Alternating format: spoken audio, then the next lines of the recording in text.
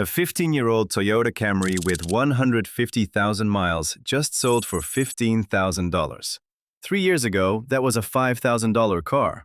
Used car prices have exploded across America. Dealers and Carvana are listing worn-out Civics above their original sticker price. And while nothing sells, 3 million unsold new vehicles are rotting on dealer lots. This is not a shortage. This is an industry that priced out its own customers. So who bled the American driver dry? And what happens now that there is nothing left to take? Start with the number that broke the whole system. The average new car in America now sells for $50,326. That number covers everything on the lot averaged together. Base crossovers in Ohio, loaded pickups in Texas, all of it. Roughly 1 in 5 new car buyers is now signing a payment above $1,000 a month, and finance offices are stretching loans out to 84 months just to squeeze people through the door. 7 years of payments on a machine that starts losing value the second it rolls off the curb. Meanwhile, the cheap stuff is gone. A decade ago, you could walk into a showroom and drive home a brand new car for under $20,000. Today, that category has basically gone extinct, and the few stripped-down survivors vanish from lots the moment they arrive. So what did millions of working Americans do when the new car market told them they were no longer welcome? They did the only rational thing left. They walked across the street to the used lot.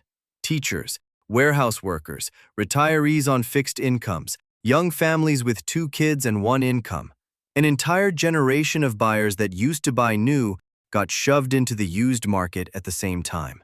It's like a landlord doubling the rent on every apartment in town and acting shocked when the waiting list for the cheap units wraps around the block. All of that demand had to land somewhere, and it landed on a used market that was never built to absorb it.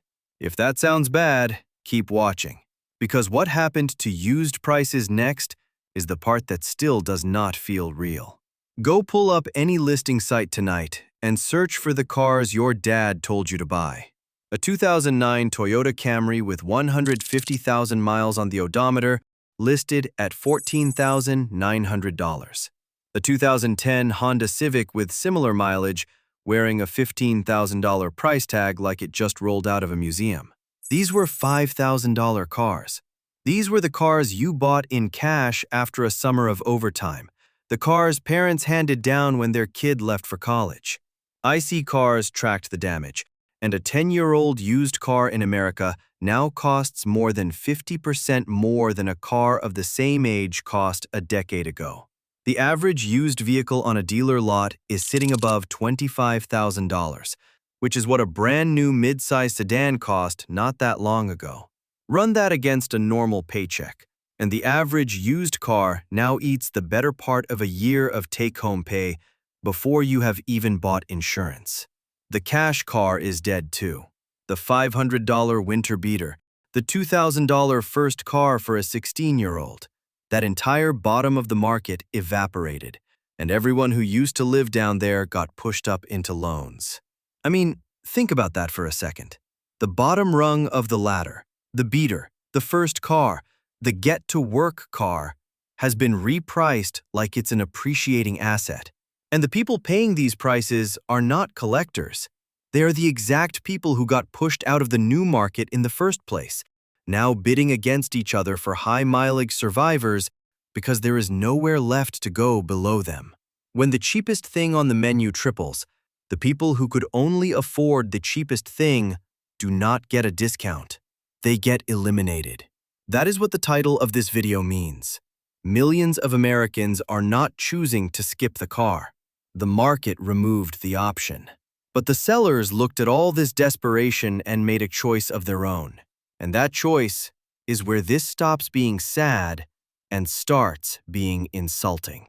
Because dealers in Carvana saw a wave of squeezed buyers coming and decided the move was to charge more than the cars cost brand new. Scroll Carvana long enough and you will find used vehicles listed above their original factory window sticker. A 3-year-old crossover with 40,000 miles priced higher today than the day it left the showroom. That is a hostage negotiation with a payment calculator attached. Carvana booked more than $7,000 of gross profit on every single vehicle it sold. Record territory, while executives told investors the machine had never run better. Franchise dealers played the same game. A Honda dealer in Columbus, Ohio, listing a 7-year-old Accord within a few $100s of what a new one cost at the time, and the sales manager acting confused when it sits for 90 days. They keep asking why nothing is selling. The cars are priced above what the buyers standing in front of them earn in months of take-home pay. Now put a person in that showroom. A home health aide in her 40s outside Phoenix, Arizona, whose old car finally died, who needs wheels by Monday or she loses clients. She ends up financing a Civic with 160,000 miles for $15,000 at a double-digit interest rate, north of $400 a month, no warranty, on a car that already lived a full life. She did nothing wrong. She showed up needing basic transportation, and the industry treated that need like a payday. And somehow, it gets worse. Because while she was signing those papers, the same industry was sitting on a mountain of unsold metal. That was only round one. Right now, roughly 3 million brand new vehicles are parked on dealer lots and storage yards across America, waiting for buyers who never show up. Inside that pile, around 800,000 are leftovers from previous model years, not last month's stock. Cars that have been baking in the sun for a year or more. Batteries dying, tires flat spotting, birthday after birthday on the same patch of asphalt. Some Jeep and Ram dealers have been buried under more than 100 days' worth of inventory. Entire backlots in places like Dallas, Texas and suburban Detroit filled bumper to bumper with $70,000 trucks nobody ordered.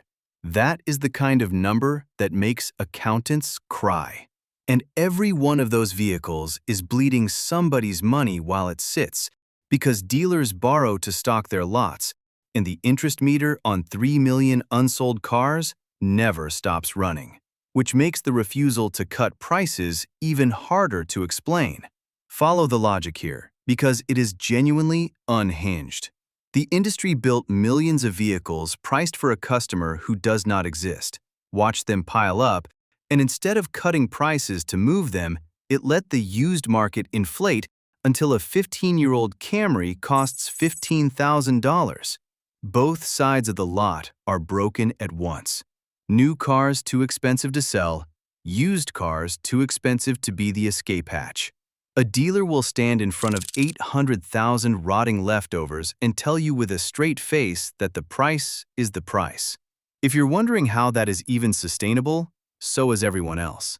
The honest answer is that it is not, and the sales numbers every quarter keep proving it.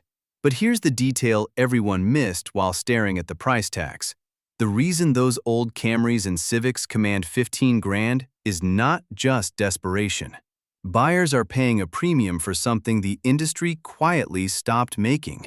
They are paying for cars built between 1995 and 2015, and I will die on this hill, that was the golden age of the automobile. Those 2 decades produced machines that outlived their owners. A Camry or Corolla from that era runs 300,000 miles on oil changes and brake pads. Accords from 2008 are still commuting every day in Chicago winters like nothing happened. Compare that to what rolled out after. Tiny turbo engines that give up long before the loan is paid off.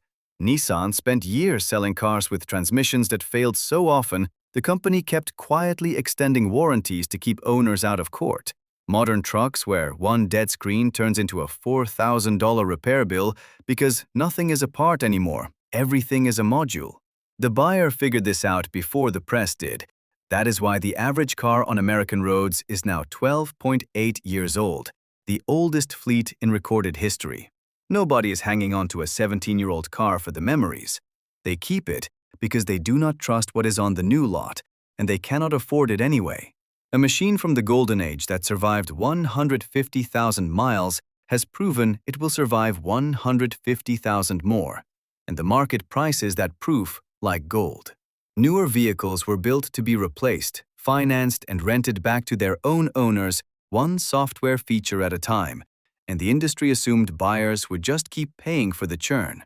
And that assumption turned out to be the most expensive mistake in this entire story. Because once you see that the durability died on a schedule, the next question answers itself. Who decided any of this was a good idea?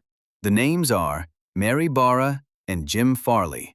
And this part was a choice, not an accident.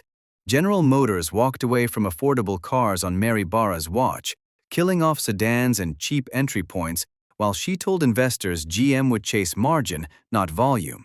Jim Farley did the Ford version of the same speech, pulling Ford out of the affordable sedan business in America entirely and betting the company on high-dollar trucks and pro-fleet customers.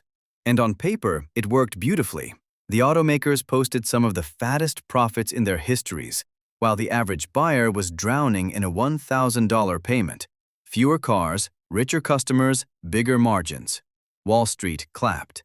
Stellantis ran the same play even harder, pushing Jeep and Ram prices into luxury territory until loyal truck buyers laughed and walked away, which is exactly how those 100-day lots in Dallas got so crowded.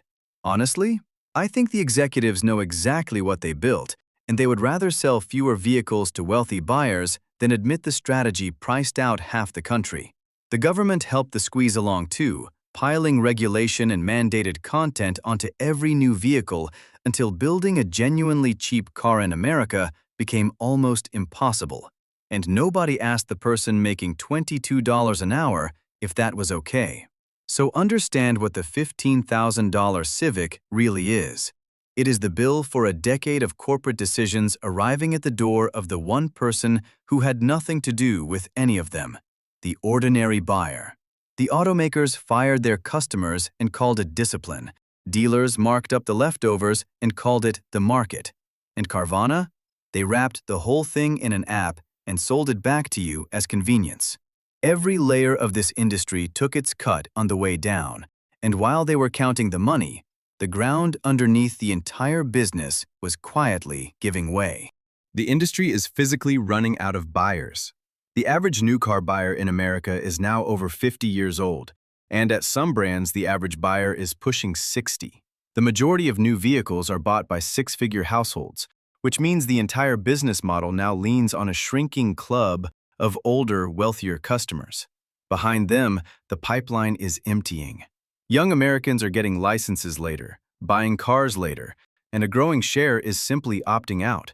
Because the math of a $50,000 car on a $45,000 salary is not a decision, it is a joke.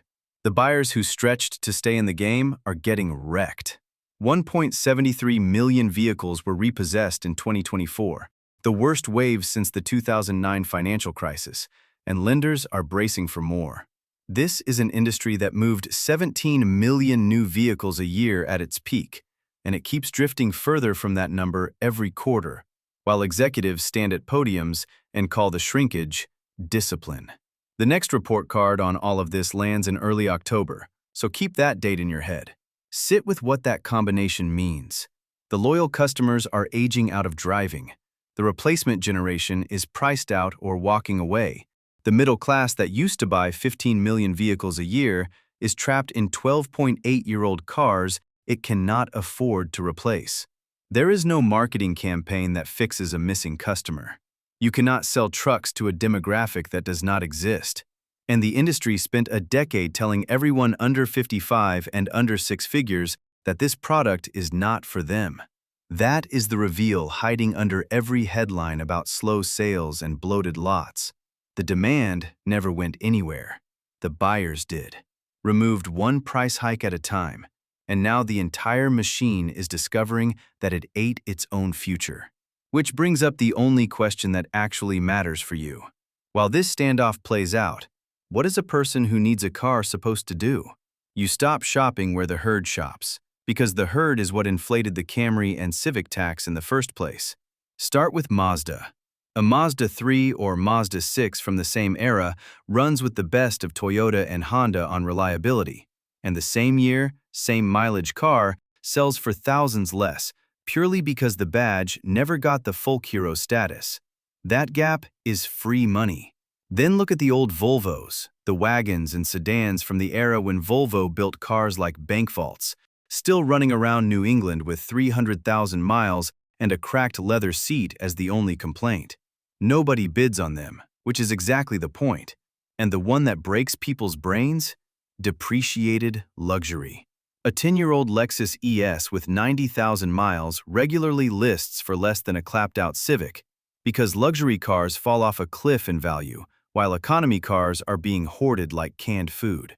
Same story with an Acura sedan, or a quiet Buick that some retiree in Florida drove to church. Call me crazy, but I would take that Lexus, built by Toyota with better bones and half the mileage, over a $15,000 Civic that spent its life as a delivery car every single day of the week. The premium on Golden Age Hondas and Toyotas is real, but it is a premium on reputation, and reputation is the one thing on a used lot you should never pay retail for. The smart buyers already figured this out. The desperate ones are still lined up paying Civic tax, and the sellers are about to learn which group is bigger. Because this standoff has an expiration date, and every month of data says it is getting closer. Sales keep sagging, the 3 million car pile keeps growing, and the leftovers from old model years keep aging into liabilities that banks eventually force dealers to dump. Automakers are already sliding incentives back onto the hood, one quiet thousand at a time, the way a poker player pushes chips in while insisting he is not worried. Prices come down, or sales keep falling. There is no third option, because the missing buyers are not coming back at these numbers, and the demographic math gets uglier every single year. The company that blinks first and builds a genuinely affordable car for the working buyer is going to eat everyone else's lunch, and the ones that keep chasing rich customers are going to keep shrinking behind record margins right up until there is nobody left to sell to. Watch the leftovers first. The moment those 800,000 aging units finally get fire sale stickers, that is the crack in the dam. Because used prices hang off new prices the way a trailer hangs off a hitch, and when one drops, the other follows. As of this summer, the industry is still pretending it can wait you out. Your 15-year-old Camry says otherwise. The next round of quarterly sales numbers drops in early October, and that is when we find out who blinked first. Subscribe so you get that breakdown before the dealerships spin it.